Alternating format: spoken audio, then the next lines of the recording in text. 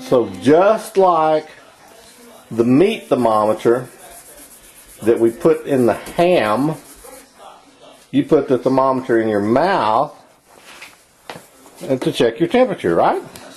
Right. Now, let me ask you something. Did you have breakfast? No. Not even a single crumb. Not even a single crumb? Nope. Nothing. What did you have for breakfast? From last night? No, this morning. What did you have this morning? Nothing. I was just... In other words, you didn't have nothing. So tell Paul what you want for breakfast. Fried eggs and a little bit of...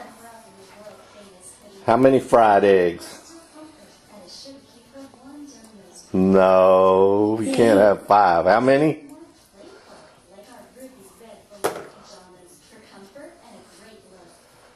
3? Okay, we can have 3. And we've had 4 sometimes. So you want toast? Yeah. What do you want on your toast? Jelly. Grape jelly. And what else? Turn around and tell Paul. Nothing else. This jelly on the toast. What about cinnamon? No. Chop. All right.